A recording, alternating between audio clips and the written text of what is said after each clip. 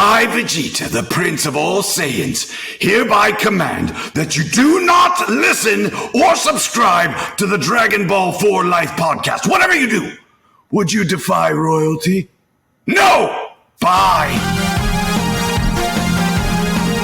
Last time on Dragon Ball 4 Life. So the need to it's starting. Like we usually just hit it just to get it out the way. Mikey will go in and chop things up, so we're good. The first time we recorded, it was like once it hit 0, Matt and I are like, oh okay, wait. You were like, oh shit, wait, Mike's gonna edit this. Yeah, in fact. And Raffy, just so I don't fuck it up, how do you pronounce your last name? You can either say Regulus or Regulus. I like Regulus. Were you like which one do you prefer? Regulus works too. Yeah. Which one do you like? Either way works. It doesn't matter. All right, cool, perfect. All right. If it means anything, the context behind it is Regulus is the heart of the star, and like the heart and the stars of the Leo constellation. Okay. Right, it's the brightest one, but it's also the name of Regulus Black, Sirius's brother, in Harry Potter. I fuck with you heavy off of that because when I read your last name, I was like, Regulus Black. Is it wild that Regulus Black is my favorite character in the entire Harry Potter series? And we never actually had a prequel that really like went through a walk of his story. We just see his burnt out picture on the wall. I find everything about him so interesting. Yeah, no, that's oh, you a fucking Potter fan? Let's go. All right, let's get this. Yo, controversial, but hell yeah, let's go.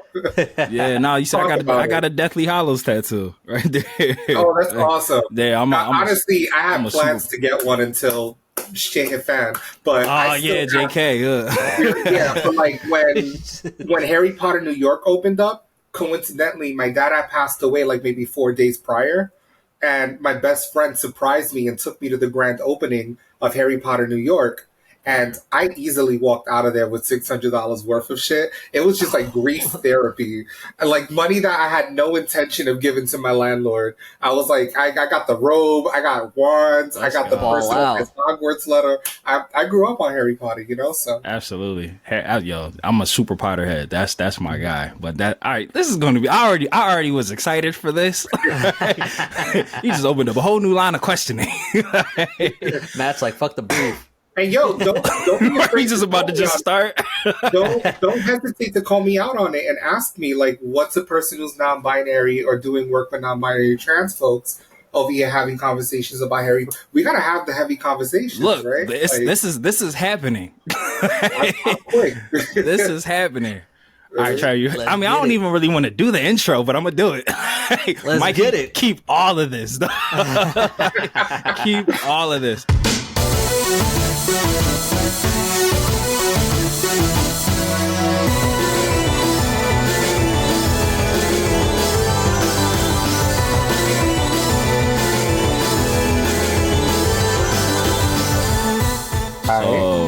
I'm excited.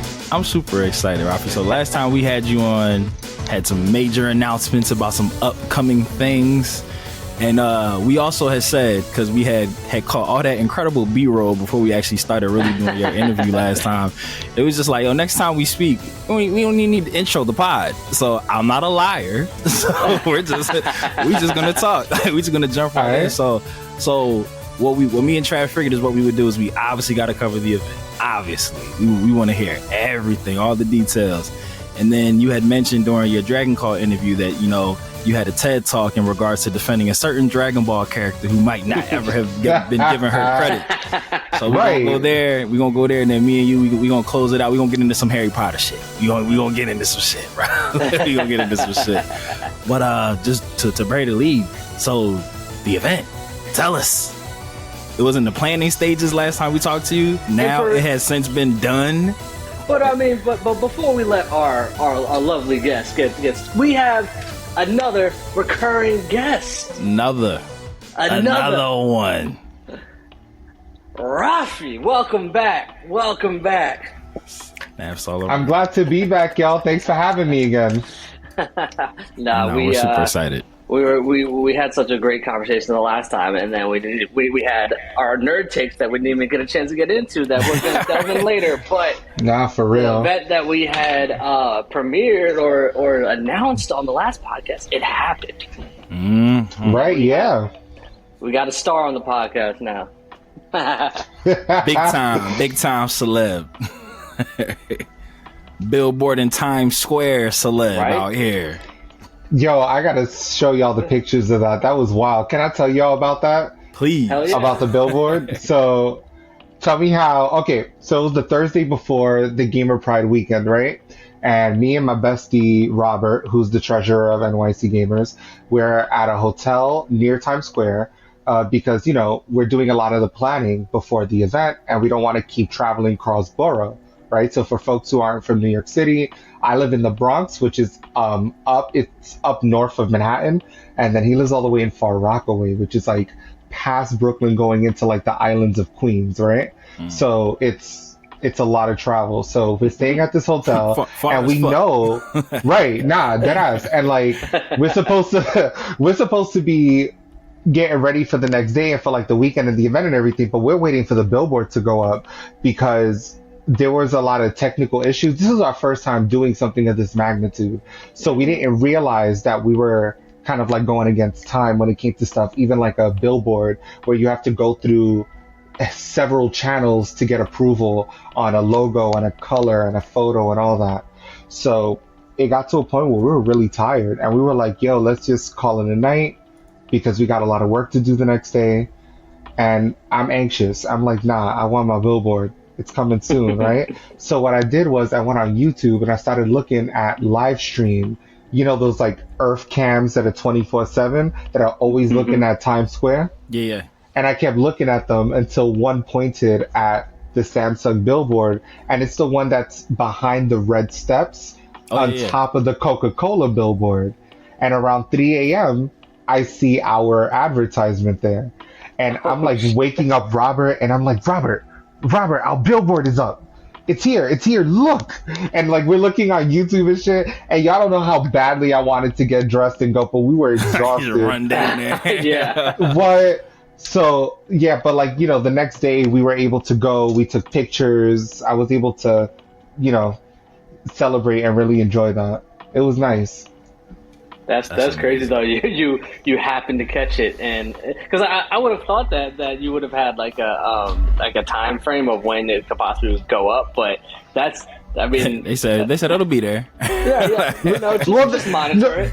You know, a little shade. That's kind of what happened, right? Because we thought that we were gonna have at least a week or two up on there, right? Even if it's a week, I'm grateful. I get it. It's Times Square. It's advertising. It's expensive, you know. Right.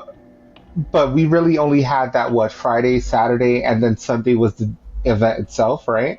But we were grateful, and it lets us know that when we're planning things for next year, if this is an opportunity that comes up again, we want to make sure that we're on that ahead of time with the information we know now about the logistics around the photos and the framing and all of that, you know? Mm-hmm. Got it. So we go through all the fun and the excitement of getting the billboard up in Times Square, and then that fateful day arrives. Sunday, June 18th. You want to hear something wild too? Okay, so like I can say this with y'all because y'all get it. I can't really say this with my people because they're like, all right, so hear me out. Got you. I was on a Times Square billboard with Nezuko. Think about it. The same weekend. Was it the digital one? It was the same weekend. It was the same weekend that the Demon Slayer took over Times Square. And they were on all the billboards, right? That's crazy. Think about it. I'm claiming it. No, that's yours forever. I'm the Bronx. I'm the BX Hashira right here. There we go. Let's go. Nah, is the subway now going to be the Mugen Train? That's how you're gonna. Oh, talk about it. You already know. It'd be like that. Yeah. I wouldn't be surprised if there's a couple of demons down there acting up. You gotta make sure we have our bento box. You know, that we stay fueled up, ready in case it gets crazy. You know? Yo, it's funny you mentioned bento. I just learned recently that they got electric bentos that heat up your food. Oh shit! I'm like, oh, word? We about to elevate my lunch. What's up? That's crazy. Oh, was like I guess it got this battery like actual operated. bento box, right? Yeah. You can connect it to a car. You can connect it to a plug. That's crazy. Right. Damn. I'm like, you throw some soup in that, and it's a wrap.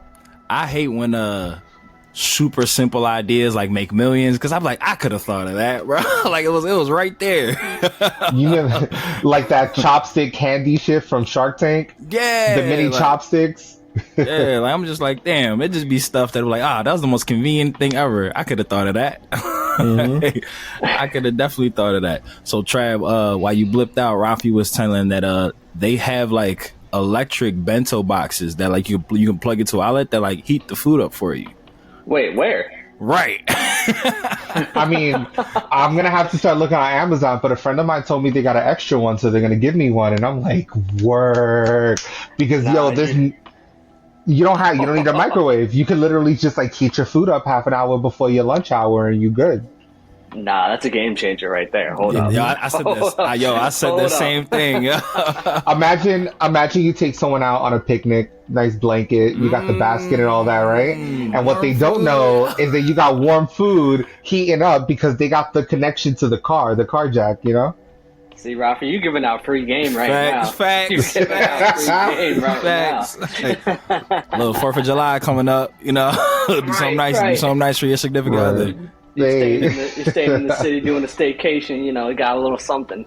Right. Big facts. That's lit. That's fire. All right, yeah. We like, next time we all reconvene, we all gonna have one. We gonna do it with the mukbang things on camera. We all next one is gonna be a bento show and tell. We're gonna have different like anime inspired bento boxes. we get people to vote which one looks the most delicious. Right.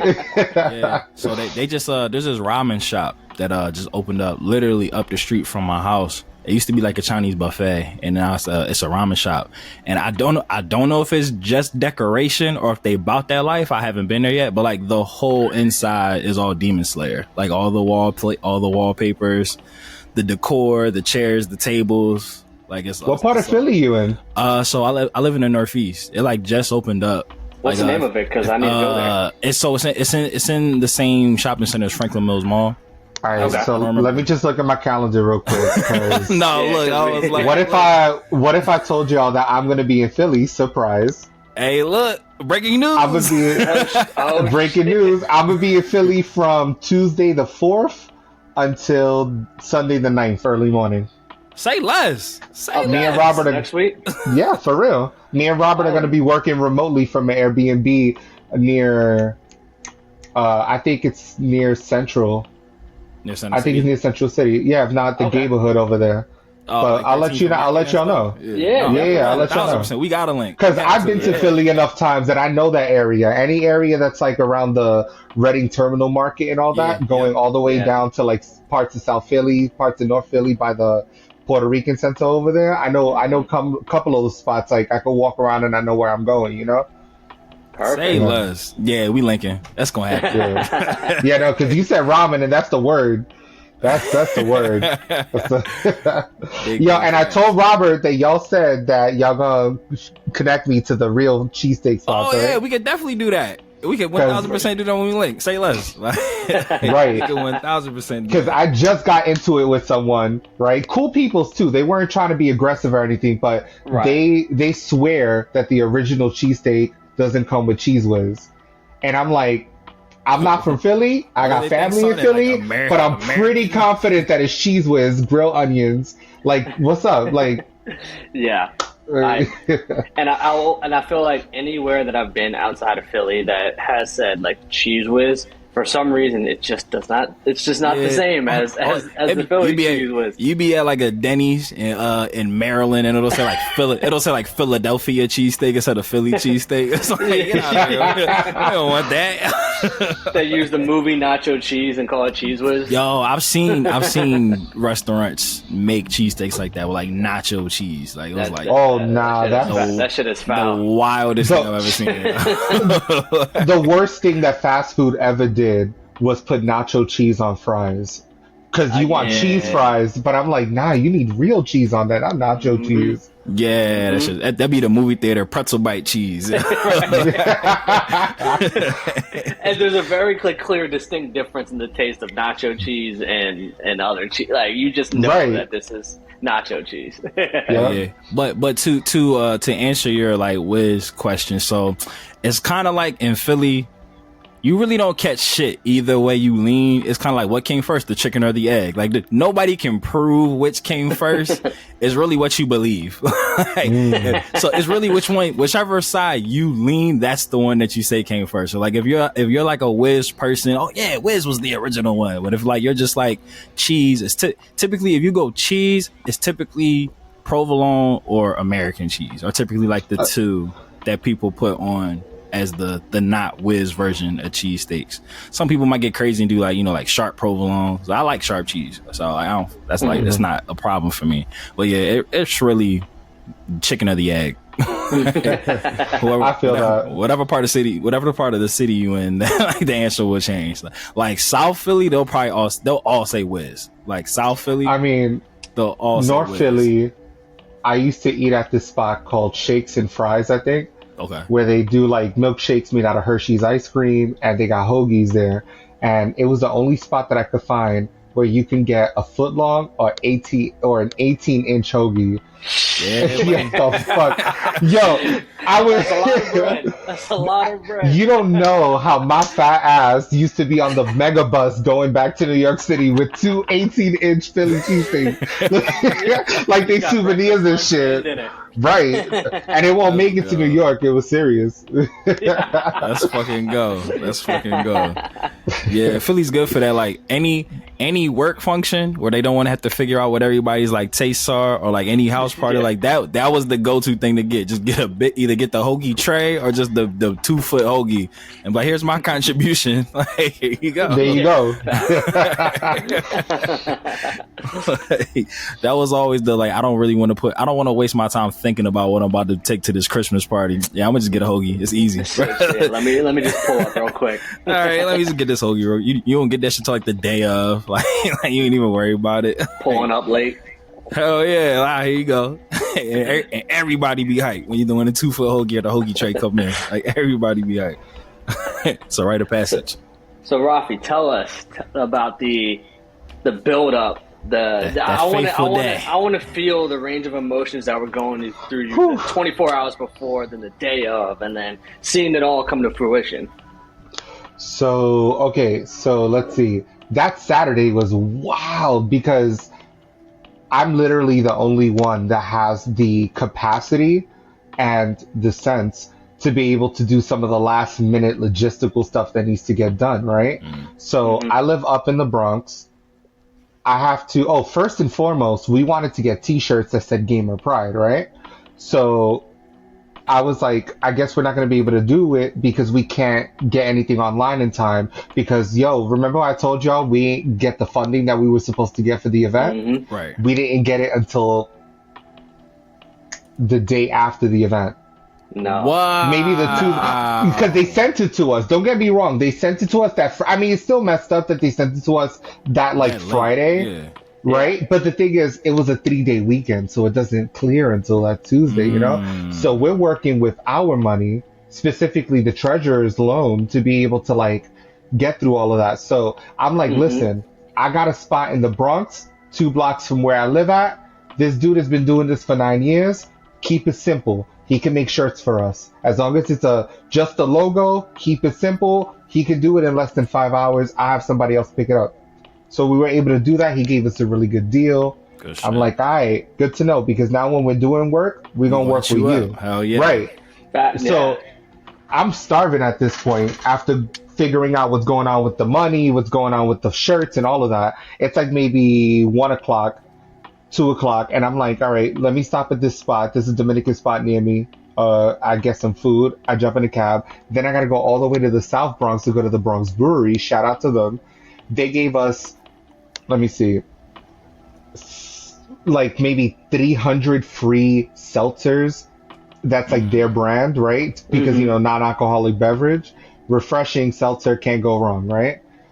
So I had to put all of that on an Uber, and then I had to take the Uber all the way down to like the Village, maybe Soho, where Video Games New York is at. Shout out to them because they're the ones that donated to us the rental equipment for the event. So I got to get their stuff and put it in the Uber too. And then I have to take the Uber to the Samsung building where the event happened, Samsung 837, right? Once I dropped everything off, it was already maybe 5 o'clock. So I was done. So I link up with Robert. So Robert and Ben, so treasurer and our secretary of the board, right? And Ben is the one that does all of our graphics, our logos, all of that, right? So they're waiting for me across the street. We're staying at the hotel across the street for, convenience, accessibility, and all that. We decide to go out to eat.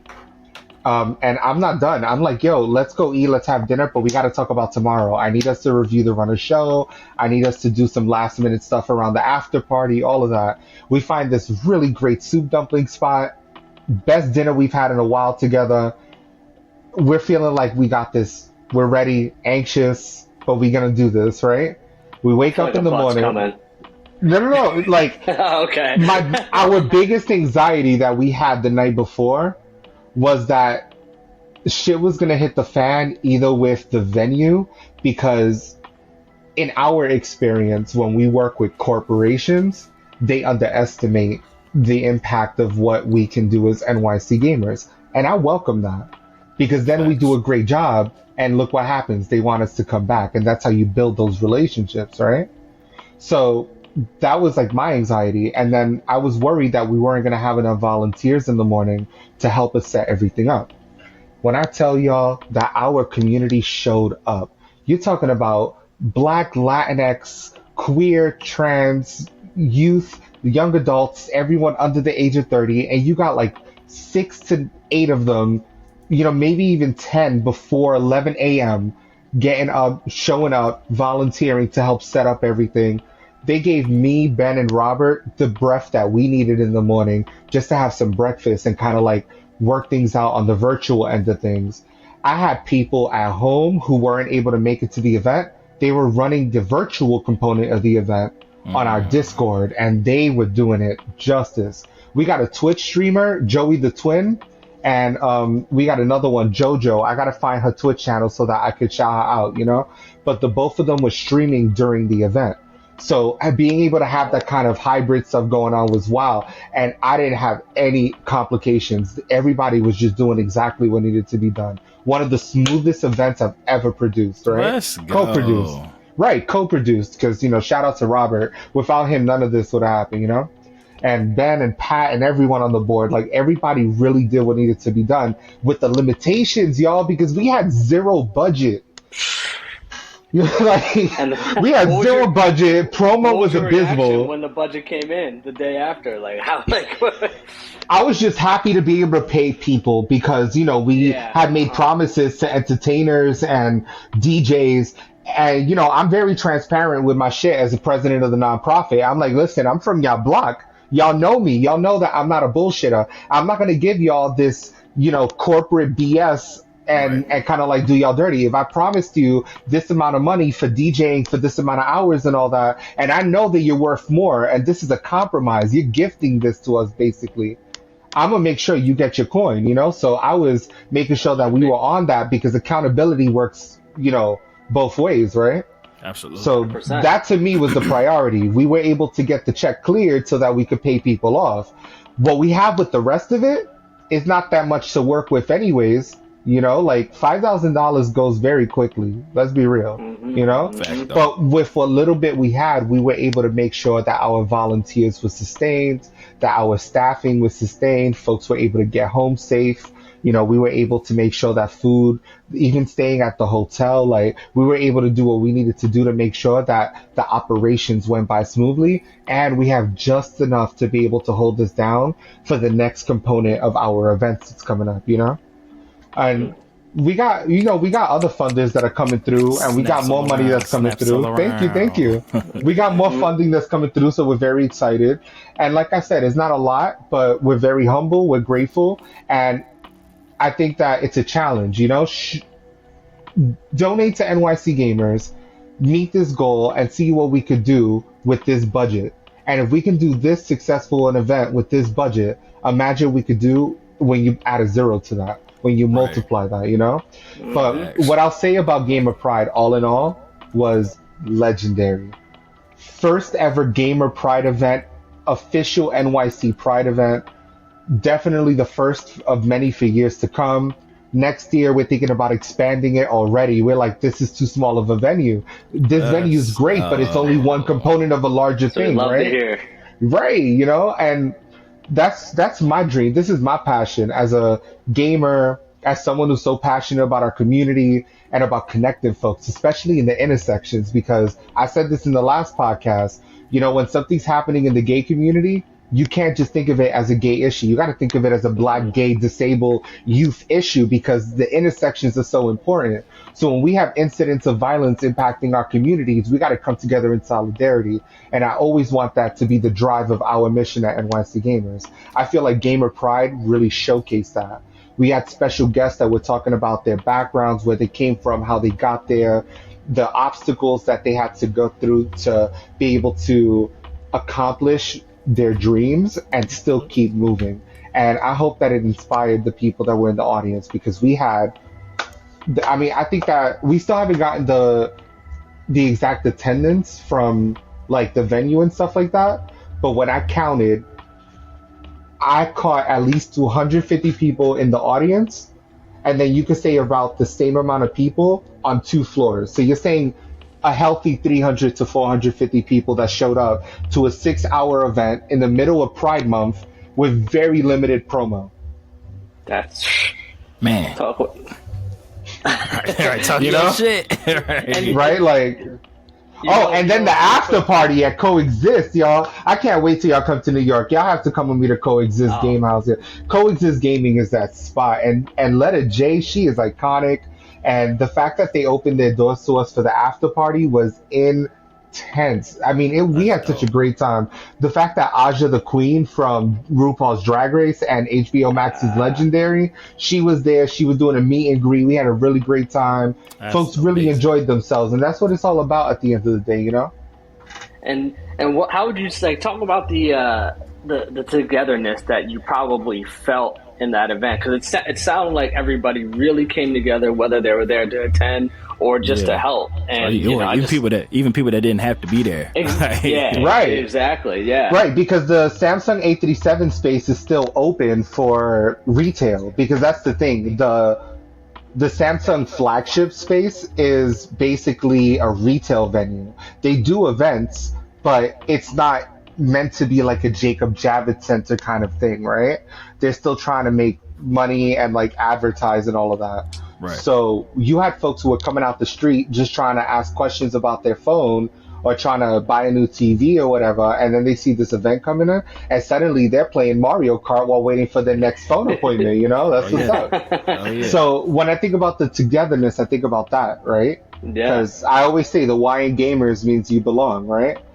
But I also think about the fact that even if it was only 10 people who showed up, of the 10 that showed up, if you have one black trans kid under the age of 25 that maybe isn't into the nightlife scene, maybe doesn't feel like they're thought of when folks are promoting larger gaming events and stuff like that, if they come to this event and they play Smash Bros for a couple of rounds and they laugh a little, maybe they say hi to a couple of people, we did our mission. That's it.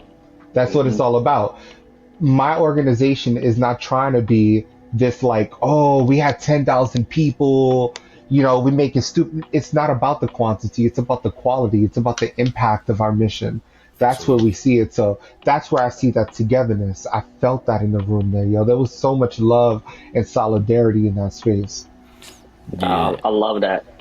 And then it's like that. I wish that this is the next time I go to get my phone checked. Like, imagine, like, you know, because I feel like that's always like a pain in the ass when you do that, when you're trying to go and be like, all right, I gotta go to the phone store to get my shit figured out. And then all of a sudden, I'm playing Smash. For like, all right, cool, y'all take your time. Like, I'll be on the wait list. Like, that's right. And it's interesting you say wait list, because I got y'all marked down for next year. Because I'm like, nah. Hey, let's go. We need to make sure that y'all showing face for next year. We need to get y'all to New York, y'all. Let's go. We remember our people. NYC After Gamers party. remembers who lifts us up, you know? Yes. Look. No, we would love that. Yeah, no, that would be so fire. That would be super fire. And I love hearing you talk about it because, like, when we had did your interview, like, you obviously were like super excited, very proud. Like, you know, we could see how much this meant to you. But you know, I know, like, you probably had like those pre-show jitters, like, you know, like, yeah, like when it's done, that's when I can sit back and like enjoy the moment. And you know, we could tell, but it's like now that you're on the other side of it, like I see you beating your chest, like, yeah, we did that. Yeah, like we did. Like Right. I hear the win in your voice, if that makes sense. Like, Nobody could take that from us because that's the shit, right? Like, let's talk about the historical context. Yes. And this is the shit that always gets to me because of who I am and because of the multitudes of who I am. I'm always going to have to fight imposter syndrome, asking myself if I should be the person that's doing this, right? And I'm always going to fight not the fear, because I don't fear it, because I'm smart enough to acknowledge that systems of oppression exist, right? It's the anxiety of its existence that gets to me, right? I'm waiting for a larger or more mainstream or more corporate organization to pop out the woodworks, suddenly have all of this funding, all of these AAA sponsors talking about they're going to do a gaming pride event, and it's going to be like in the heart of Times Square with, you know, Nintendo and Sony and all this shit. And then, you know, you got people advertising that it's the first ever and like all these things. It happens way too often. And then I'm like, fuck me then, right?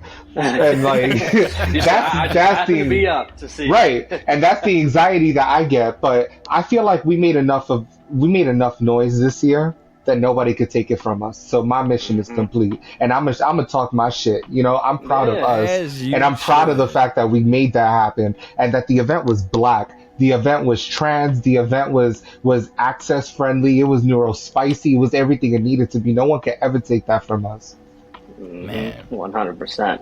that's literally why we do this. Like, kind of like co-signing what you just said. You know, like me and Trav had that conversation. You know, after like, you know, chapter 1 of Cospalooza and everything. Like, we had people coming up, like saying kind of what you were like, yo, I didn't have a place like this to go to that I felt comfortable, because you know it was either, you know, or it was too far away, like it's either not here or it didn't exist at all. So, you know, having people come up to us and say like, yo, like, you guys created a safe space for me and I appreciate that, like that shit means more to me than any, oh, I like your podcast, like, I mean, you know, like the podcast, like this is the vehicle, like this is the weapon, like, you know, this is the tool that we are using to like try to help facilitate change, like for everybody in this, like, you know, nerd culture game. So it's like, I'm so excited that you have that now, like you said, no one can take this away from you. It's only the beginning. Only the beginning. Like Trav was saying, like, it's funny you said that, Trav, about, you know, like next time you go get your cell phone, imagine how many people who either were there or knew somebody who went, next time they go into that store to check their cell phone, they're like, damn, where the games at? They gonna be like, right. And they're gonna ask, like, when's the next time the games is gonna be back? Right. And we want that, you know? I mean, look, we did this event, and not even a week later, we were getting hit ups from people who were at the event that want us to do stuff with them. So, you know, we have our monthly event that we do at Rock Bar, our gamer karaoke event. That was yesterday. Had a great time, still recovering from that. And, you know, what's your go-to song? What's your go-to song? You know what? I'm going to be transparent with y'all, and I'll accept whatever criticism, whatever feedback.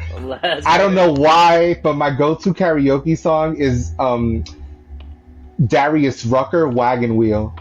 Wow. I don't know where that came from. Super left field. Right. Yeah. Super left field, yo. But there's something about I don't know how I came to know that song. I don't know where that came from. All I know is that is perfectly my vocal range, and that is my go-to comfort song. I'm going Hoobastank, The Reason. Y'all remember? Oh, that's the one right there. Hitting all the harmonies, bro. Right. Hey, that's my shit. I mean, I can't hit the harmonies, but if you play Justin Timberlake like I Love You, I'm going in. Oh, hey, as you should. Yeah. I can't hit a note for shit, but you know. Hey, don't even matter. That's the point, yo. Let me just have a beer in the hand, and then y'all just big vibe facts. Coco wanted to say hi. Pet feature. Just gave my fur baby a bath tonight. I was just gonna say I gotta take this fur baby a bath this weekend, and he needs to get groomed because look, he got, I don't know what's up with Yorkies, but some of them got the Karen going on in the front of the face. Yeah, the swoop.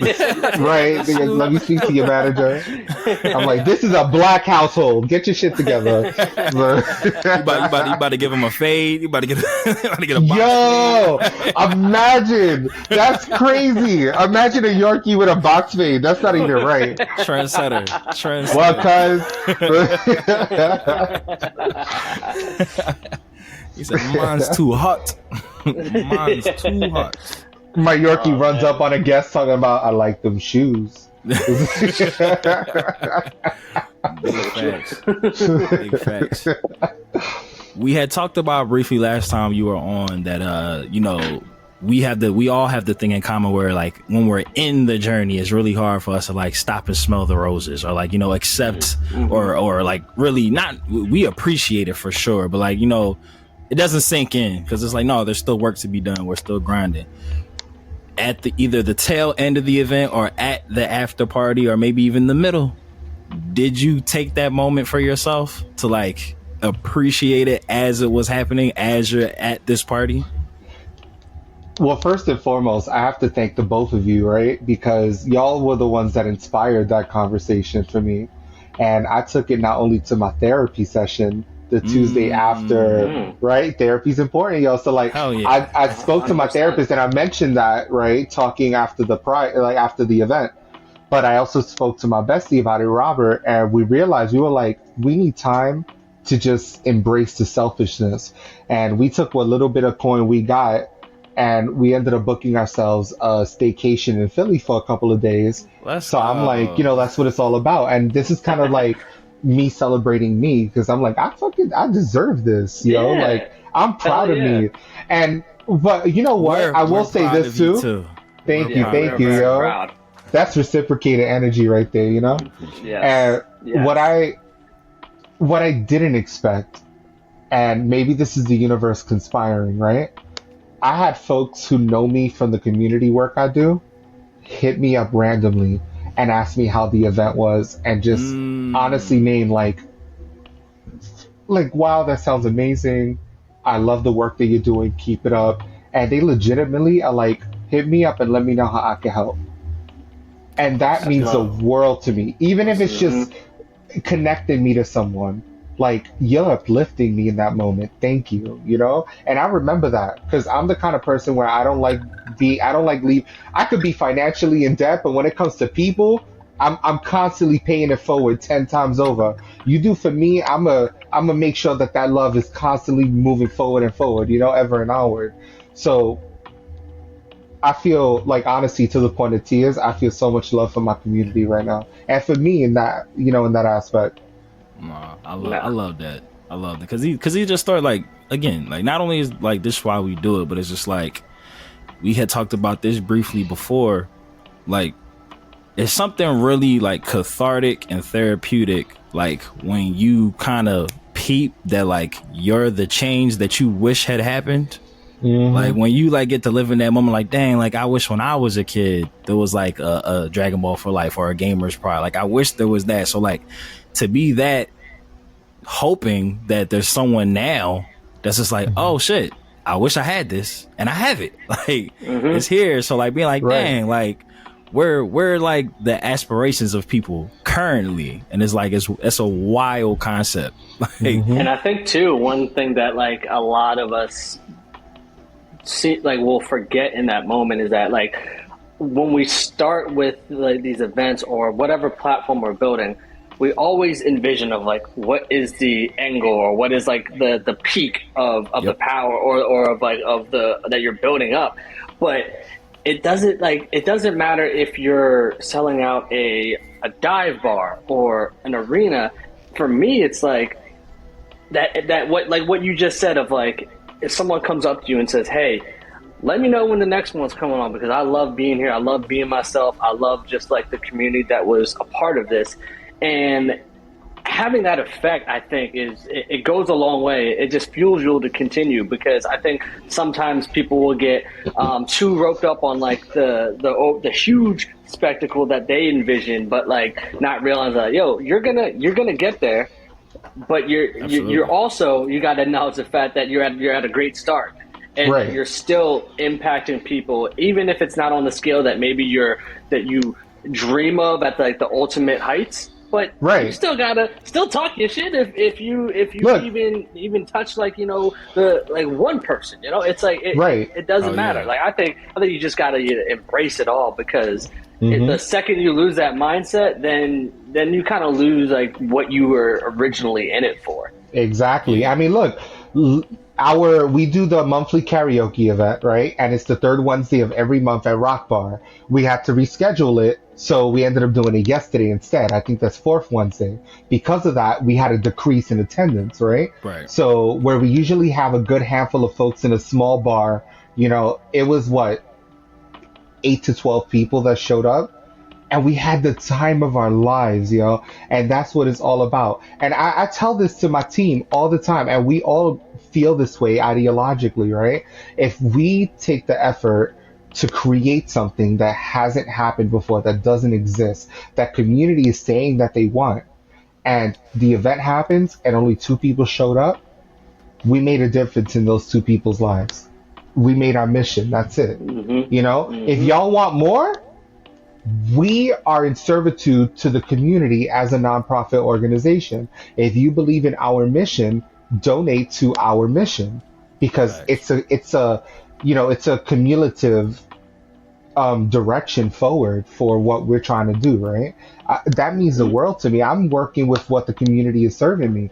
What I'm trying to do as the president of the board is inspire the community to believe that change is possible. That's the most difficult thing that we can do for us.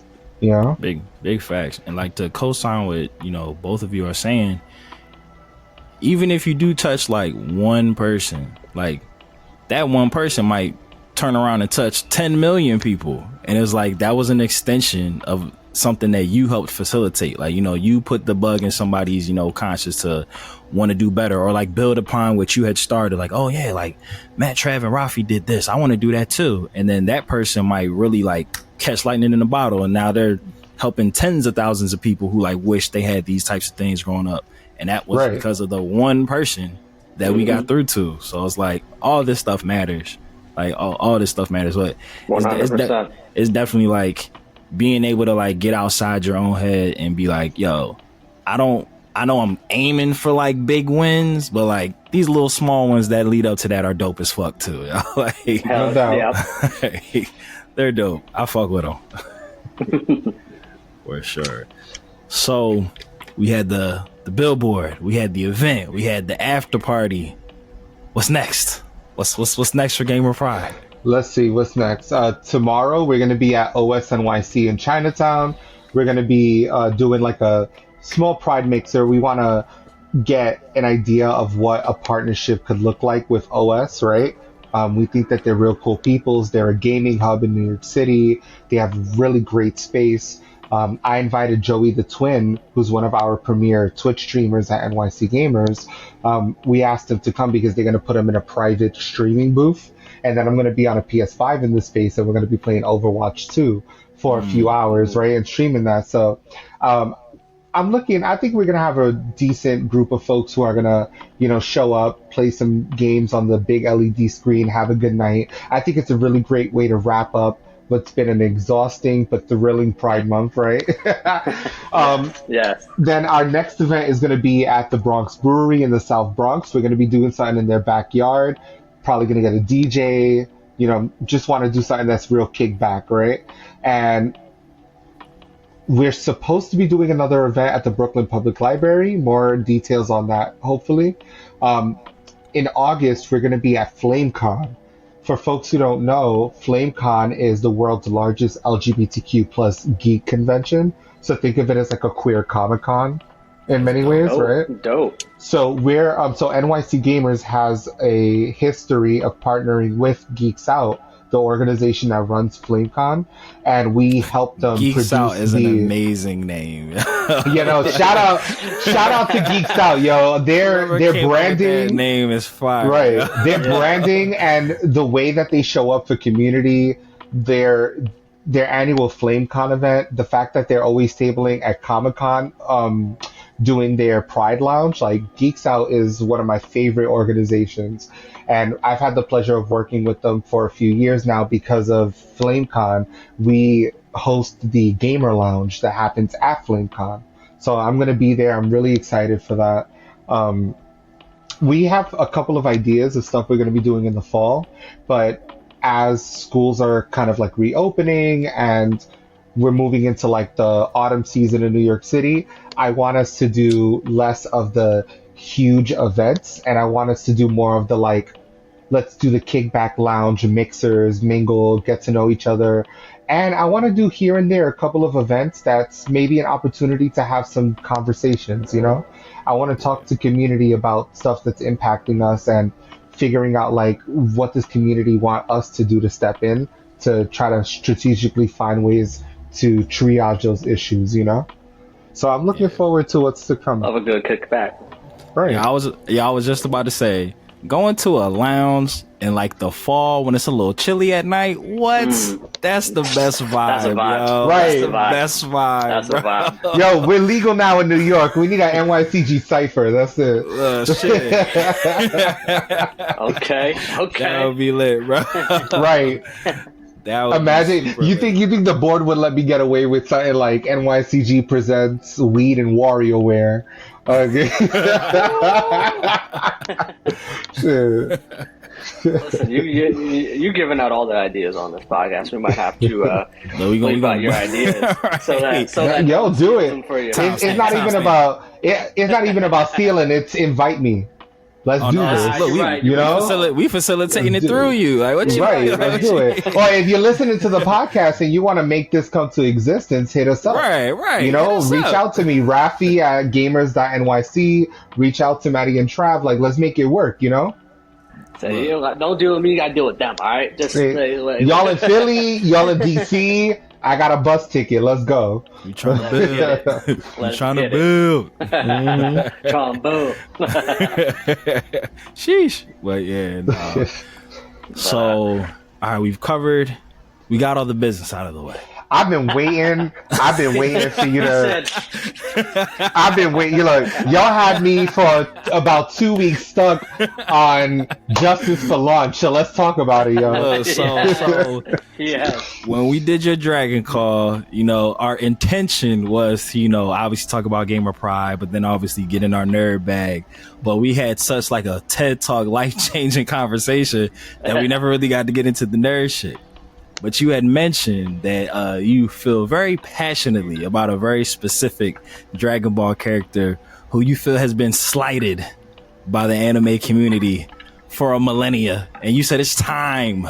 It's time that she gets her just dues. It's time that we let her career launch. See what right. See So you said that you've been stewing inside. You've had a PowerPoint presentation. No, for real. Y'all know that meme? Y'all know that meme of the dude from Always Sunny in Philadelphia with the conspiracy theory? That's me. That's me, because what's the crazy, like the thing about Launch is she technically was never, to my knowledge, she was never retconned. She's just like many minor characters in the Dragon Ball series, right, in its entirety, that just kind of go away after a while, right? Like Ariel or Ader, Android 8, the Indian family Goku was cool with. Like they pop. Right. They when they were getting the energy for the spirit bomb to kill Majin Buu, Launch popped through real quick. It was like a little like 2-second little clip, and like Ada and the Indians were there. But yeah, but for the most part, they have kind of just like forgotten her. Like, right. And you know, while I love Toriyama and I like, you know, thank you for everything because you made my childhood and my adolescence and my adulthood. I still feel like justice for Launch because before we criticize them, until we say the same shit. Right? No, right. So let's talk about it, right? It's sugar, salt, you know? And I think that, you know? I think that Dragon Ball as a series, like the entirety of the Dragon Ball Z series, right? It has made such a worldwide impact. And I get why is it that Dragon Ball Z Super and all of the newer content has to be mindful of the new world that they're producing content in, right? So I don't want to spend half an hour talking about Popo and about Piccolo and like all these conversations that have suffocated Reddit and like all of the YouTube and like we could talk about that fine, but like I feel like Launch was an opportunity for the Dragon Ball Z series to have representation for people who are neurodivergent, if not disabled. Because you have someone who has a split personality, right? And their split personality gives them this incredible strength, right? Reminds me a lot of Kurama from from Yu Yu Hakusho. Remember Kurama? Kurama would turn into the fox demon, and then it was Kurama. It was over, right? And one of my favorite moments of the Dark Tournament. Right? So I'm not gonna act like I'm this like, and no one should be. No one should ever be this like one representation of the disabled community, of the neurodivergent community, the autistic community, any of that, right? I'm saying for my background and how I grew up, and having had a family member who legitimately lives with a split personality and having had to witness that and all of that, you know, Launch for me as a child was someone that I easily gravitated to. And I loved that. I loved her humor and I loved the way that they told that story. And I always wanted to know, like, yo, what's the backstory on that? Is this someone that we're going to see later on in the series? Are they someone who was also being trained by Roshi? Or is there a secret that Roshi's like protecting the world from because of Launch? Like, why is she there besides the fact that he's Roshi, you know, like he's different. But I thought that there was a lot. I thought that there was a lot to work there, you know, and they didn't really give us that. And I'm like, all right, fine, but I'm still justice for Launch because I'm like, yo, she had so much character potential. Mm-hmm. So go ahead, Trav. Go ahead. No, I was just gonna say that's like the one unfortunate thing with Toriyama is like he'll sprinkle in either a character or a cool character, a cool idea, and then like you said, Matt, will like just forget about it, and here we are like coming up with our fan theories of like, or just the potential that could have been for either this character or a blip in the sagas. Right, but enough about Baby. Yeah, right.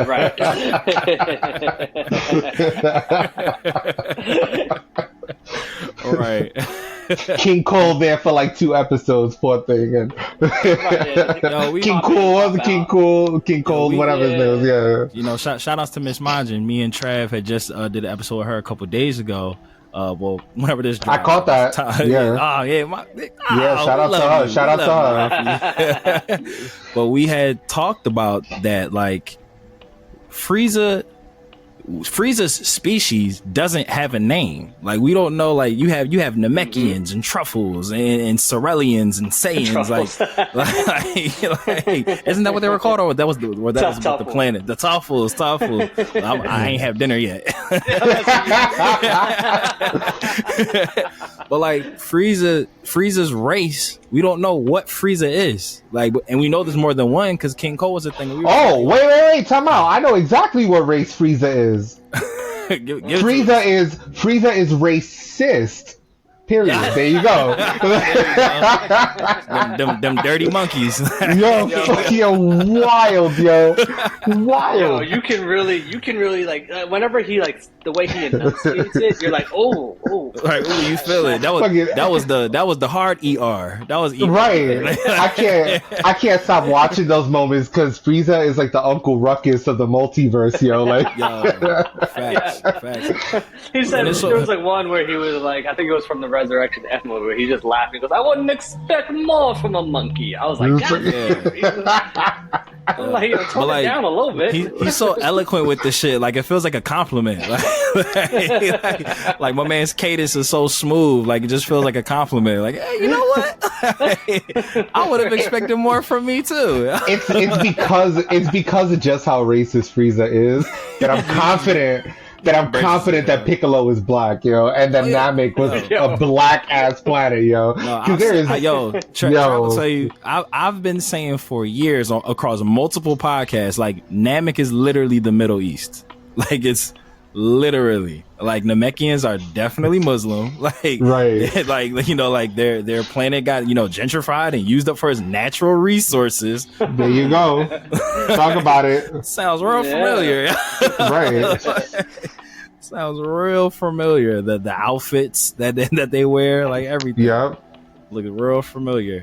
But but we were saying, like, you know, Frieza has come back and left and come back for like literally our whole lives, and we don't know shit about his backstory. Like, we could easily get that. Like, you could easily, like, you could take a break from Dragon Ball Z, give us, like, you know, we got Goku and Vegeta fatigue at sometimes. Like, sometimes like, all right, enough. Like, we know they're gonna win. Like, why am I watching if I know they're gonna win? Like, so it's like we could take a break and like tell Frieza's backstory and stuff like that. Because like, the question that I had asked is, if we're going based off of Frieza's transformations, King Cold would be like what second form Frieza looked like. So I'm like, is he stuck at form 2? Is that his final form? Like, no answers.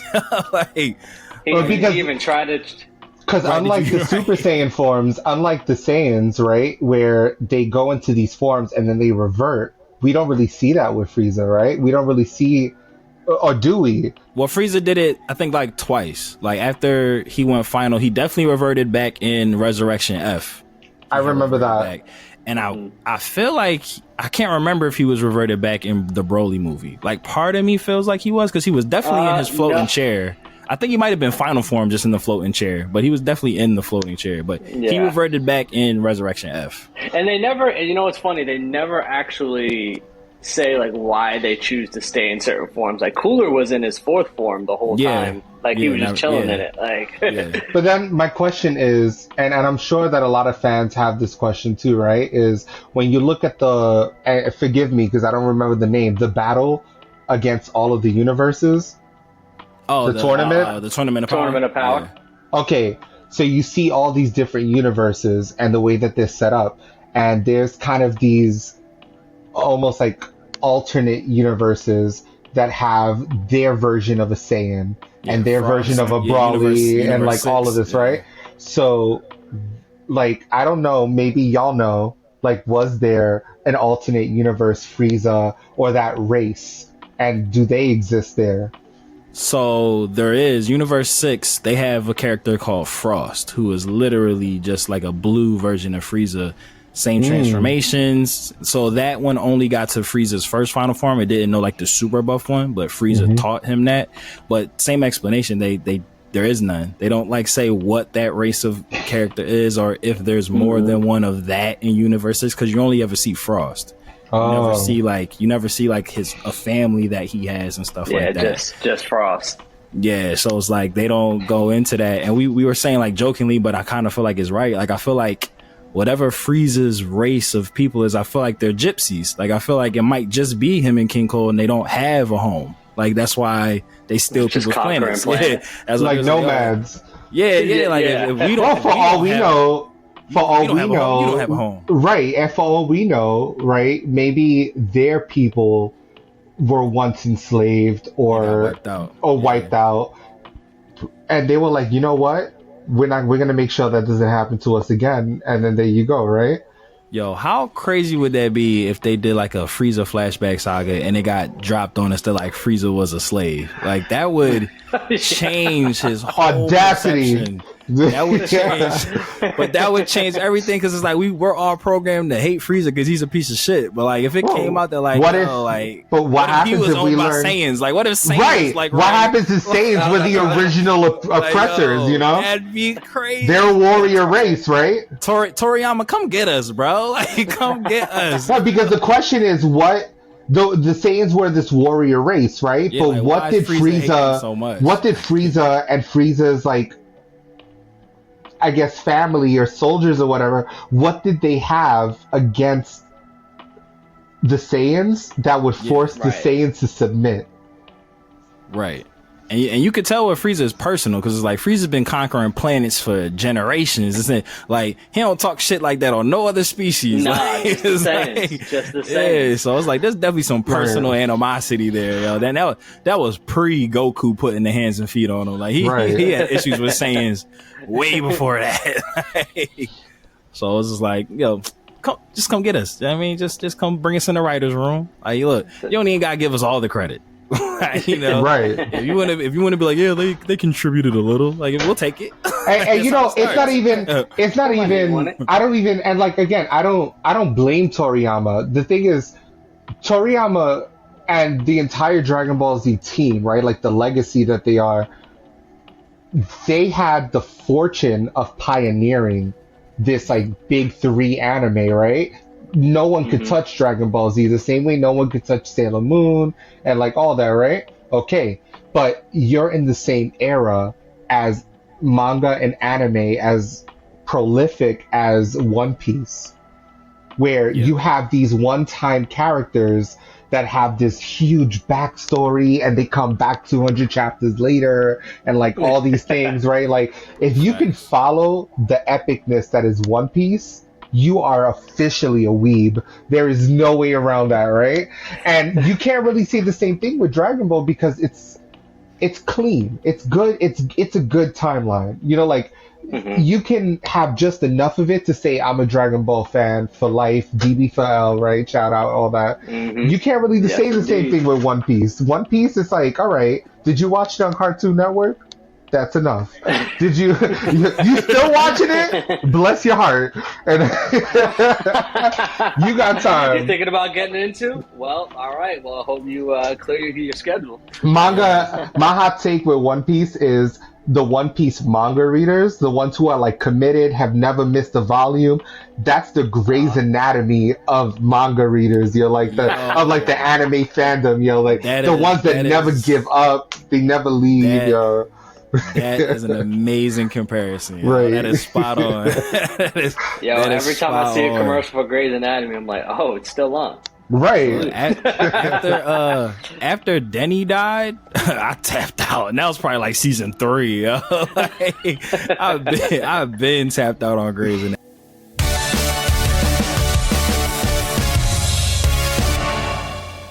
Anatomy. Mortals, listen up. It's your god of destruction, Beerus here. Subscribe and follow the Dragon Ball for Life podcast, or else you shall be erased from existence. Hakai.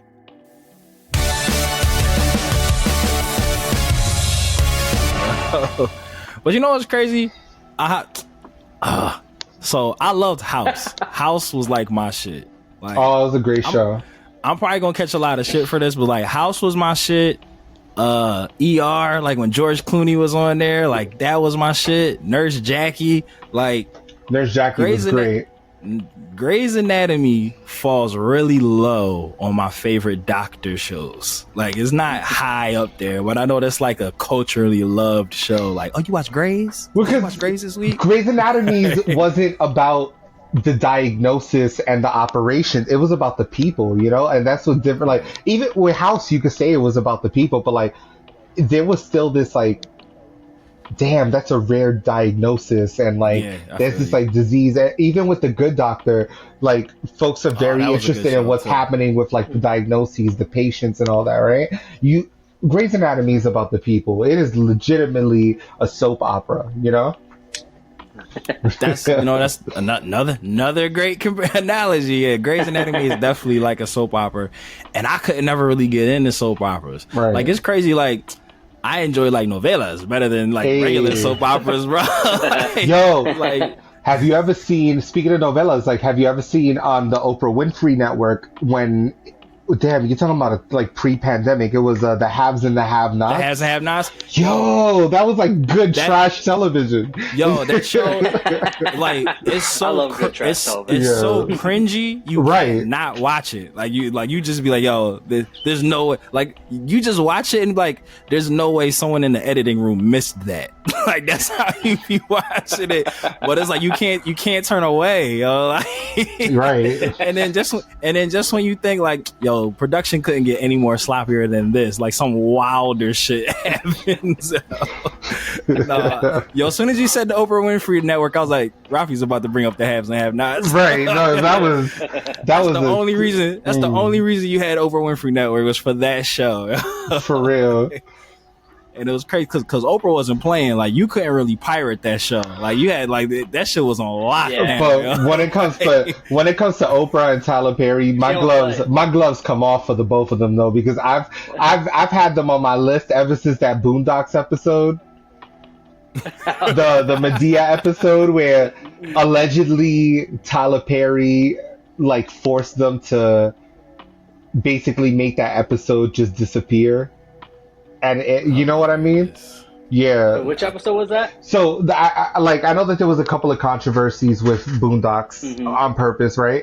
But I heard that Oprah had tried to shut down that episode specifically about her, right? And Tyler Perry had done the same thing. So when the show had gone to streaming, for a long time, those episodes weren't available. And I don't know if they are now. But I know that those were some episodes that you could only catch if you had like the DVDs or something like that. You know, you had to be there. Right? Pirate it. Yeah, because they went in on Tyler Perry. Yo, they read him to filth. So you're a Tyler Perry fan. You are an appreciator of Tyler Perry, or are you on the other side? Because nowadays it's either like you hate him or you like him. Which side would you say you fall on? I respect him, but I'm also extremely disappointed because I feel like I don't think that he does enough to acknowledge the harm that he's caused to Black queer communities, because he can chuck it off to saying it's just a joke, you know? And I'm like, maybe it was tolerable or palatable when you were just someone who had a stage play that went viral because of like DVD sales and all that or whatever. But now you own one of the world's largest and most productive like studios in the world. Like you got Tyler Perry Studios, you got Oprah on speed dial, like all of this. I think that the new Color Purple movie is Tyler Perry Studios or something like that, right? Like, come on.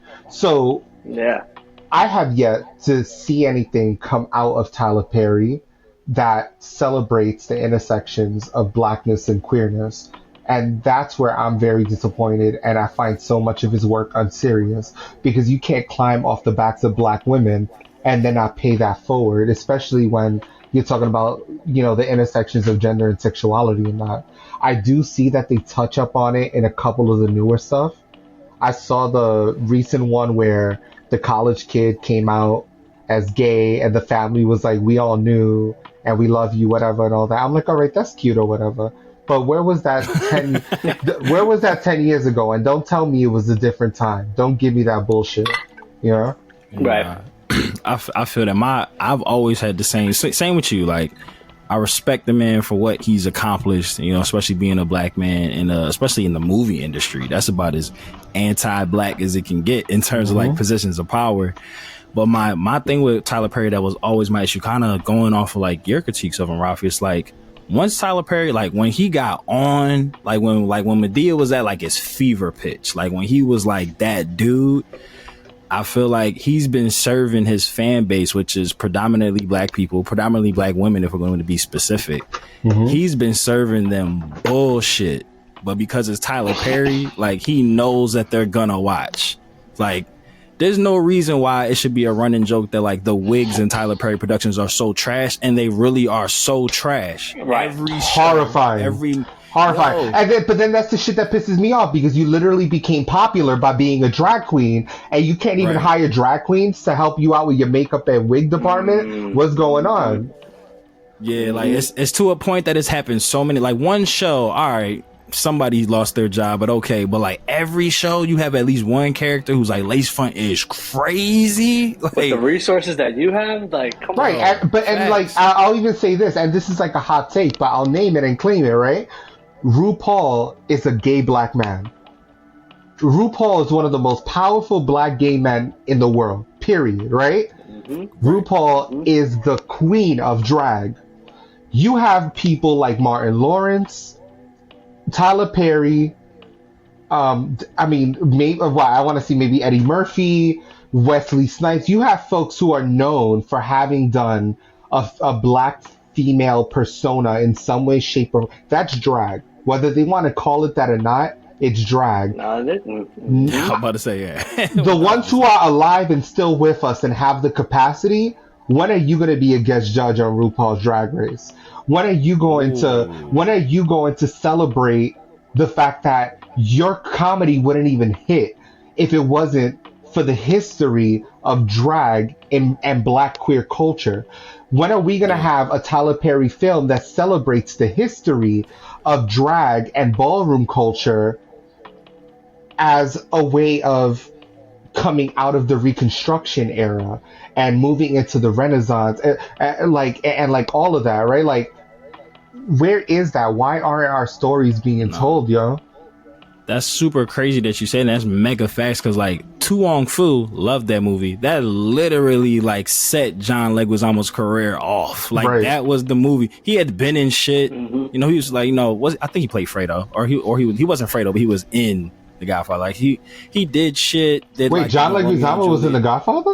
Not The Godfather. Fucking what was the John with? Crap. Because I know. Wait, hold on. Because I love me some Leguizamo. I know that he was in Super Mario Brothers. He was in. He was in Empire, the second one. Right. He was in. I'm gonna look it up.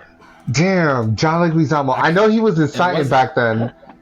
It wasn't The Godfather, but it was a mob movie, and I'm gonna kick myself when I see it. I'm like, oh yeah, that was it. But it was like a small. It was like he was in the Romeo and Juliet movie. Yeah, and Sybil. Like, Tu Wong, he was Sybil. I love that movie. But like Tu Wong Fu was like the movie that was just like, oh, you're a star. Right. And I think he got like Super Mario Bros. Like off of that and stuff and whatnot. But like I do really like that point of you saying like, you know, the actors who like built their career off doing drag. Like, how come they haven't, done RuPaul's Drag Race? Right. I would love to see John Leguizamo on RuPaul's Drag Race. Right. Like, I thought he would fit in great. It would be brilliant. Like, drag is, that'd be dope. At the end of the day, drag is an art form, and they participated in an art form. And when are they going to give back to that art form? It's just like when you watch shows on, like, I used to love Face Off on Sci-Fi with, the studio effects makeup and all, right?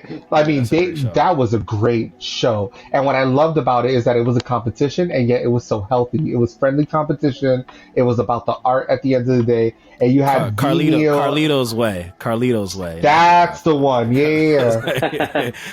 So, you have all of these, you have these competition shows like Face Off, right? And then you have guest judges, and you have folks who are actors who may not be studio effects makeup artists, but they celebrate the fact that it is because of the art that they were able to elevate their craft. So they give back by being judges on these shows. They have that, right? When are we going to see celebrities who are doing that? I want that, And what's sad is that there are celebrities that are doing that, but of course, they're white. And the palatability of that is so telling compared to, and of course, as always, when you're looking for black representation, isn't it always black women? Because it's black women who are showing up and being guest judges on shows like RuPaul's Drag Race. And they've had a lot of them. Vanessa Williams, T.S. Madison, like the list goes on, Yeah. And it's so funny because it's like being into like pop culture and current, you know, and everything whatnot, trendy, if you will. Like, it's crazy. Like, when I think about, you know, somebody whose brand, quote unquote, wouldn't necessarily line up with them being on RuPaul's Drag Race, I feel like those be the biggest splashes. Those be like the coolest moments. Like when someone you never expected to show up somewhere, like pulled up and it's like, oh shit, I would have never thought 50 Cent would have been on RuPaul's Drag Race or some shit. Like, right. You know, but homophobia is wild, and they don't, you know, like, you know who's fighting the homophobia allegations right now on Twitter, y'all? Will Smith. Oh no! What happened, Will? Willie just got out of some shit. Right? I'm like, yo, he don't know how to let the man rest. So like, let it go. Now, allegedly, RuPaul was supposed to make a cameo appearance on the Fresh Prince of Bel-Air, and Will was the person who allegedly had like put a stop to it, saying that's not the flex you think it is. It's a bad idea to put RuPaul on the show. So this was around the same era of TV where RuPaul was, you know, doing cameos on Sabrina the Teenage Witch and had done like the Brady Bunch movie and like all this other stuff, right? So, you know, he's taking heat right now because a lot of folks on Twitter, especially Black Twitter, are basically like, let's not be surprised. Cameo Fresh Prince. Right. Right up. And they're like, let's not act like if Will Smith didn't always have a history of being homophobic and problematic and this and that and the third. So then I'm like, right, let me bookmark that because I know there's a rabbit hole. You sit down for that. And you know, you got people talking about like, oh, but his kids are queer. And I'm like, yeah, and so's his wife. And what's that got to do with it? Like, it doesn't change the fact that he needs to hold himself accountable. And maybe he's changed. But I feel like as a celebrity, if something that I did 10 years ago pops up into pop culture and it puts me in a bad light, I think it's not for me to think about how that makes me feel, and it's for me to humble myself and acknowledge that I unintentionally caused harm to a people, right? And anything that I do moving forward, they may feel unsafe because of that. So what am I going to do to be able to triage that, to name that and recognize that harm? Got you. And that's crazy. I feel like what I'm about to say isn't like a crazy thing. I feel like it's fairly like well known. Maybe it's a Philly thing. Like, I don't know if it's been in New York. So Raffy, you can let us know. It's crazy that these things are happening right now because, like, I won't say it's necessarily a rumor, but it's definitely something that people talk about in like their close group of friends. Like, but a lot of people are under the impression that Will Smith is bisexual. Like, that's not like a crazy thing that no one thinks. Like, it's not like a really popular rumor like, oh, Will Smith's definitely bisexual, but it's like people talk.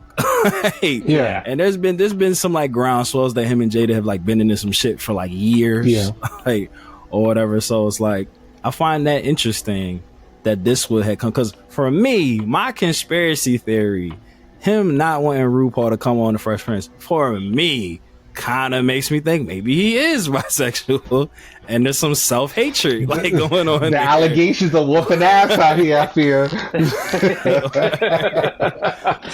He said, I'm fighting for my life. Right. Like 30 years. 30 years. Uncle Phil? Shit. Right.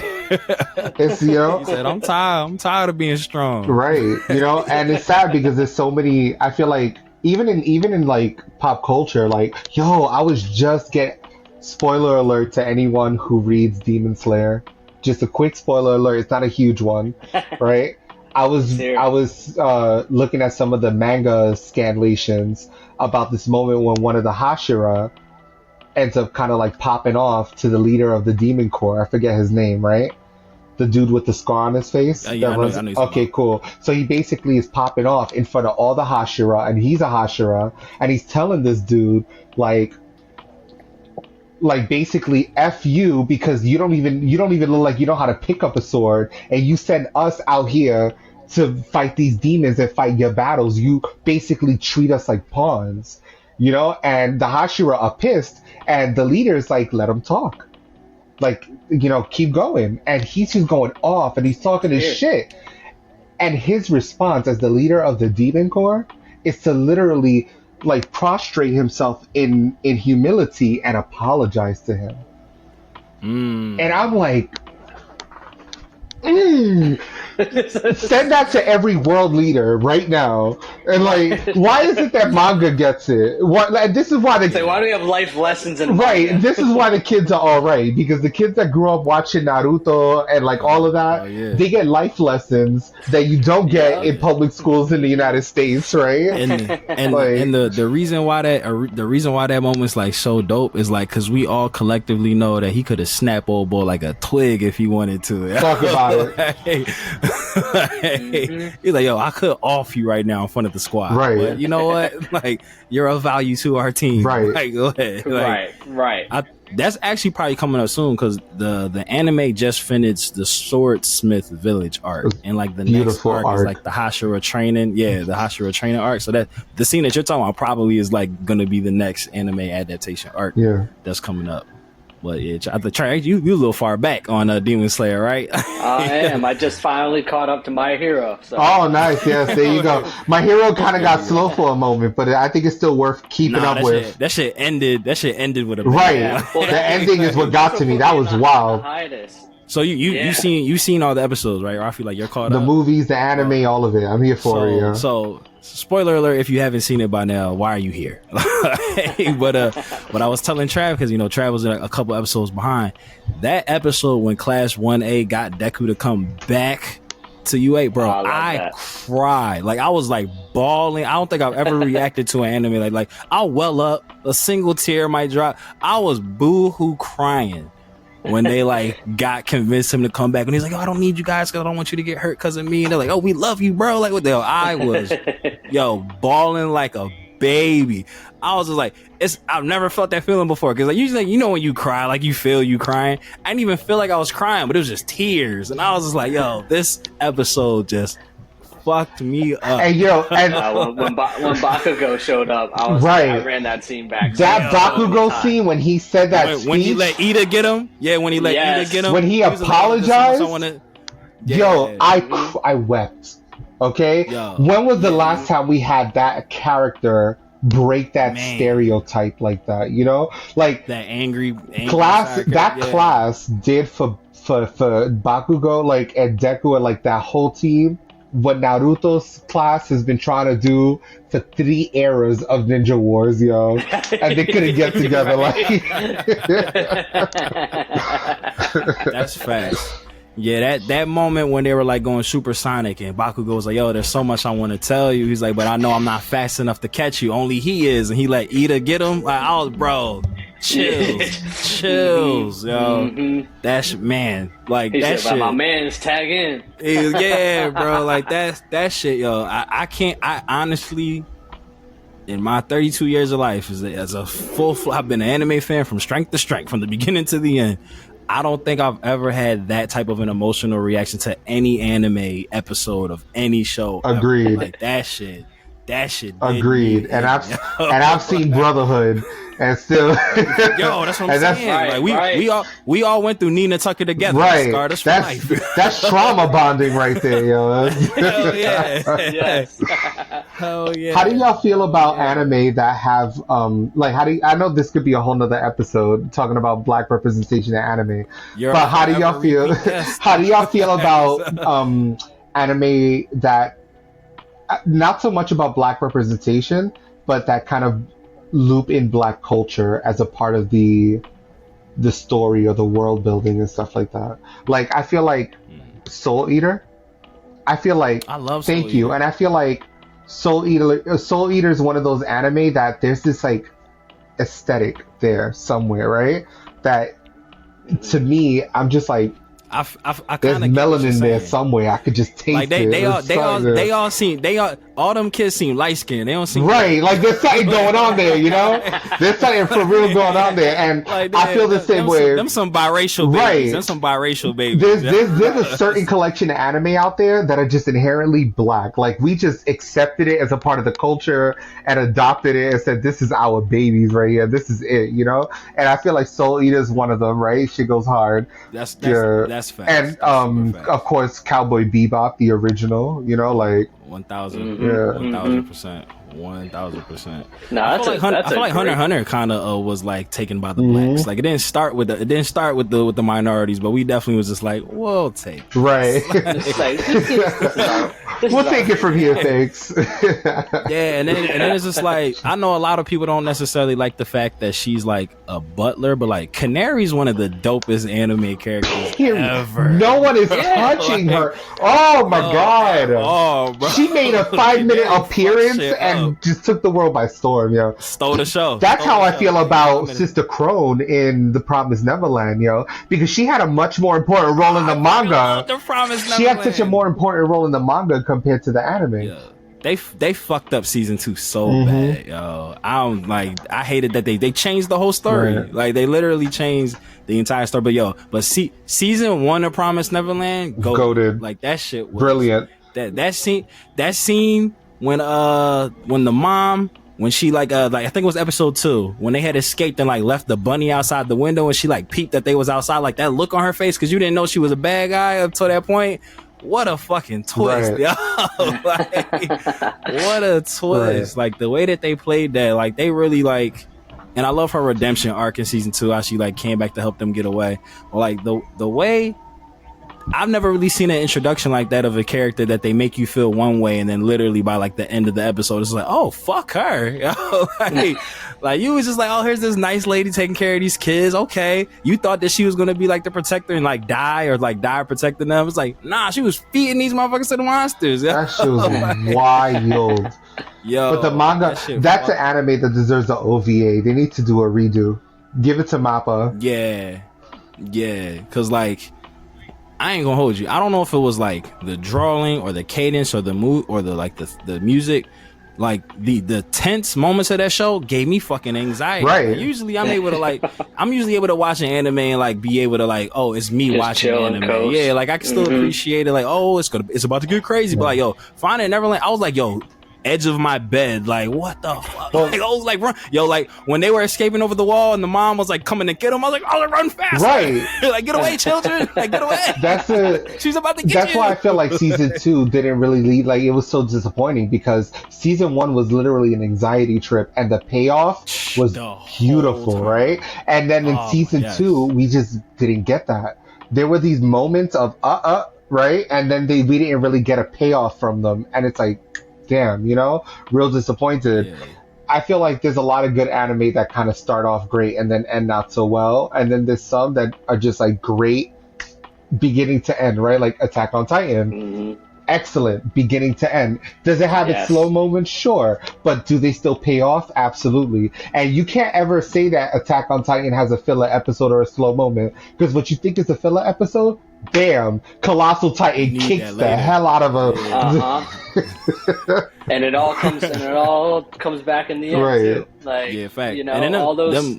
them filler episodes was like major information that you needed like down Right. the road. Yo. And the thing I love about Attack on Titan is just like they'll give you important details and then it'll show back up, but they won't like remind you that that's what you needed to know. Like they leave it up to you to like put the pieces together. Like, oh shit, like oh damn, we weren't living in oldie times. Like they had airplanes and shit like where Grisham was from and stuff. Like they'll give you things like they talked about that key to get into his dad's locker, like in like the first couple episodes. They didn't talk about that shit again till like season 2, Right. like season 3. Like they didn't Right. mention that damn key. But then like we all knew, like when they was just like trying to figure out what was going on, like, oh, how the fuck did they get here? They was like, oh shit, the fucking closet, like the basement. And they was like, they brought back the key. Like, but it wasn't like, oh, obvious that they were leading up to them having to like open up his dad's basement. But it's like, yeah, like they sat on that for like 2-3 seasons. Like I love shows like that. They're like, they have faith in how smart their fan bases are. Like, all right, we'll give them some information. We'll use it again later on, but we won't like blatantly be like, hey, remember that thing that we told y'all 10 episodes ago? Here it is again. All right, so I'm gonna give y'all 2 of my most recent, no, three of my like favorite recent anime, like came out in the recent 5 years, right? If you haven't seen Ranking of Kings, that needs to be hugged by our community, yo. That is a must watch. It is such an underrated anime, and it's already on its season 2. And it's about this kid, this kid named, I think, Bochi, and he was born deaf and mute, I think. So he does sign language and all that, and he has 0 strength. Like, even if he tries to learn how to like pick something up or whatever, he legitimately has 0 strength. It's almost like a magical curse, right? But what he lacks for in strength, he makes up for in dexterity. And he was born into a royal family. He has an older brother. It's like a whole thing, yo. But this kid, like, you can't watch the episode and not want him to win and succeed. And it's just such good feel-good anime without it being too slice of life. It has a lot of action, a lot of magic. It reminds me a lot of like Miyazaki mixed with Dragon Quest kind of anime aesthetic, right? Ooh, so I recommend that. I like that vibe. And the other one is Dr. Stone. Y'all watching that one? I've tried to get into Dr. Stone. Like, maybe the 2 episodes I tried didn't get. I need to watch. Dr. Stone is great. I think a lot of people aren't really feeling it because it has a PBS kind of feel to it, where it's like they got you feeling like you're trying to learn something and stuff. But honestly, I'm obsessed with it. I'm obsessed with it because the shit that gets to me about our fandom is y'all don't like an anime that utilizes real science in order to survive a global apocalypse and restart society, but you watch Food Wars. And I need to say nothing further about that. You know, like, Food Wars is goated, but, you know, I'm like, come on, y'all, be real. Be for real. Food don't make you do right. Nah, that's facts. You know what I think? I feel like I just need to give it a couple more episodes because, like, had my cousin not told me before I started My Hero that it doesn't get good till, like, the 4th episode, I 1000% would have quit on that show. Because, like, that shit, until he gets into UA, that show is kind of tough to watch.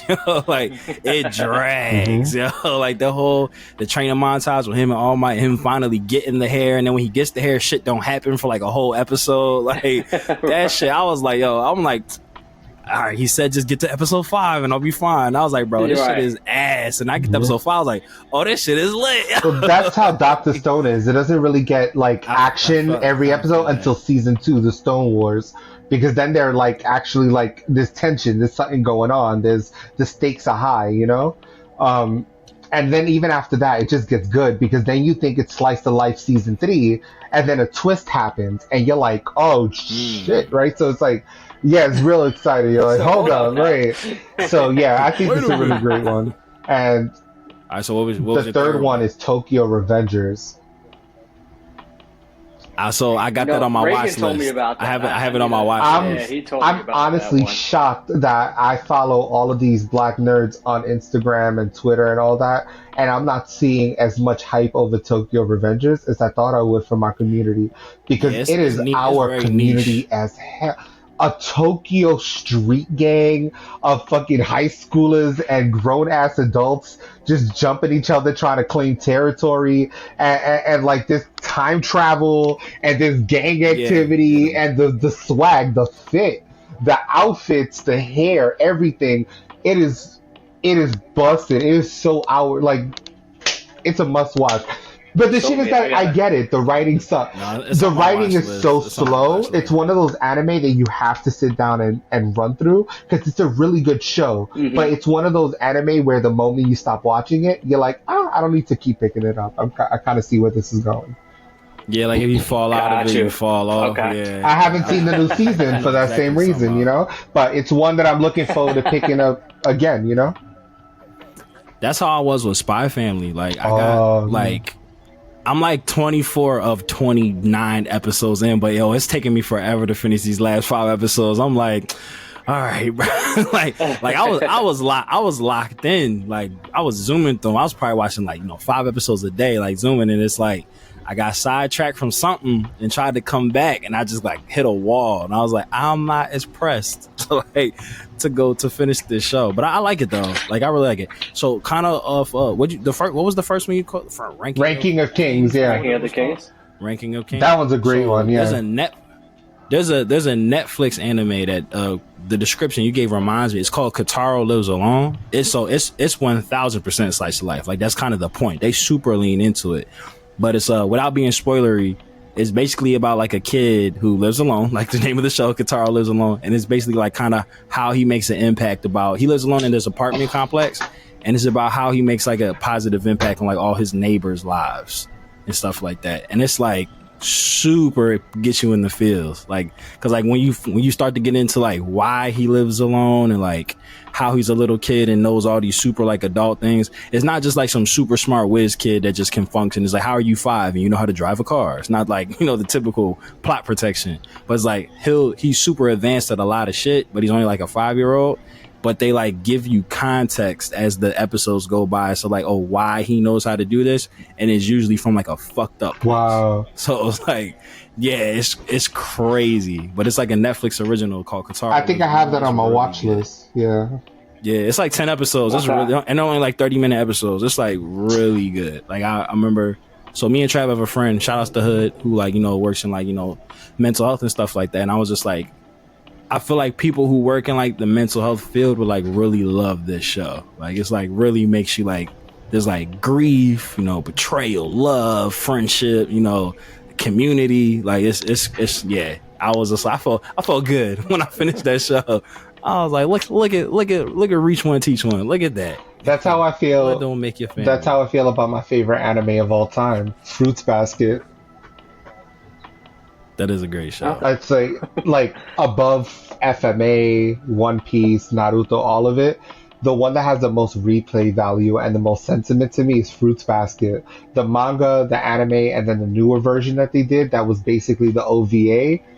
It's one of the greatest storytelling that I've ever like embraced as a part of my like anime manga experience. Is it on Yeah. Crunchy? Because I don't think I've seen Fruits Basket. Yeah. Okay. Yeah. There's two versions. I finished My Hero. There's two versions of it, right? Because the first one was Funimation, and it was really funny, and you could tell that it was. That's the one that I watched, the one that was on the Funimation. Yeah, because that's the one that they have the Japanese version with English subtitles, and they have the English dub. Yo, the English dub for the original is fucking legend, yo. It is so funny because it's so unserious, and it's that good, like, back in the day anime funny, like, it hits, right? But then it's also slice of life. I know that's how. Yeah, and so it's very that era, right? But then the new one is gorgeous. The animation, the storytelling, the drama, the humor, the slice of life of it all, the magic, the fantasy, the supernatural, like it all just, it drives you from the first episode to the last. It's perfect. How many seasons are there? The first one is only like 13 episodes maybe. And Okay. the second anime, which is like the fuller OVA, it came out like 2-3 years ago. That one has like I think 2 seasons, if not 3. Yeah, that one has more episodes, but it's an easy watch, and it's definitely Okay. one that's worth sitting down and watching. And it's slice of life, but shit gets deep. I mean, the premise of the whole anime is that there's this family, the Soma family, and there's a select few members of the family that when they're hugged by someone of the opposite gender, they transform into one of the animals of the Chinese zodiac. And it's a curse, so there's like a whole thing about it, Absolutely. So I think we've all learned a very important lesson here with part 2 of our lovely family conversation, that we can only talk about one topic per conversation. Because one main topic always leads us to like 10 other things, and then we don't get to the other stuff. Because we got that chemistry. So Facts, big facts. That's not a So bad thing. all this means to me, Raffy, is that guess we doing a part 3. That's all that this means, because we got to get into our Harry Potter. No doubt. We definitely got to get into our Potter world. So what we gonna do? We finally got to get into our nerd shit. I'm happy we got to get into our anime bag. It was a great Hell conversation. Very great conversation, like I knew it would be. So Part 3. We're gonna finally get into our Harry Potter. We're going All right. Yo, I gotta hit y'all up and let y'all know my itinerary while I'm over there because that's definitely gonna happen. Please do. Yeah, we definitely gotta. Oh, and then depending on if we definitely link it manifesting. We could talk about that on part 3. Alright. We can talk about that. So that's what we're gonna do. So Raffy, before we close this one out, like I said, this was a much more informal. This was just a conversation because we really were excited for everything that you've done. We all Saturday and Sunday we was just all in the group chats like, oh, the event's happening, I wonder what Raffy's doing, like, oh, like, Right. the whole time we're just texting back and forth like, oh, I hope it's all going good. so good. Yeah, I hope it's going so good. I hope it's so good for everybody over there. Like, so we are very happy to have gotten this update. So very loosely, very fun, very freely, just let the people know what you got going on, how they can All right, no support you. doubt. Thanks for having me again. My name is Raffy Regulus. You can find me on social media at Raffy Regulus. I'm pretty easy to find on Twitter, Instagram, etc. You can follow and keep up with NYC Gamers at official NYCG or at our website, Gaymers with a Y, gamers.nyc, NYC Gamers with a Y, and Gamers means you belong. Yeah, if you're in the New York City area or if you're going to be attending FlameCon, you're going to see us there or join our Discord. Our link is on the website. Wow. Perfect. And you know, my good brother Trev, you know I always want to throw it to you for any final words of wisdom should you choose to bless the masses with them. I think I'm just going to talk about my homework assignments that I have going, leaving this call. I'm going to watch Fruits Basket. There you go. We're going to watch Tokyo Revengers. And then I'm going to start thinking about anime that resonate with the black culture that I can bring for part 3. So, but now, Rafi, super proud of you. Thank you. Love to have you on as always, and very excited to link up and definitely continue these conversations in person. All right, lifers. We call you guys the lifers because you quite literally put the life into Dragon Ball full life. So for all things DB4L and our super good friend Raffy Regulus, we will get this Harry Potter conversation in part 3. Like, No doubt. Regulus Black himself, we will have this. I got the robe ready. Let's go. Let's get it. Let's say less. So yeah, to keep up on all things for the three of us, pals, chums, amigos, to keep up with us 3, we will put all of our information, everything that we all have going on, in the all-powerful link tree of might that will be in the description for this video.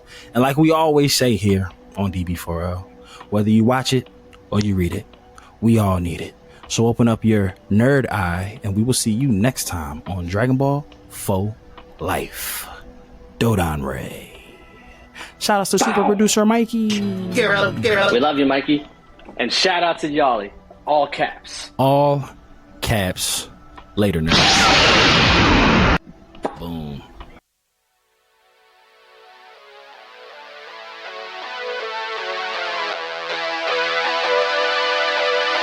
This is All for One. All is well, for I am here. And you've been listening to the Dragon Ball for Life podcast. Now, do it again.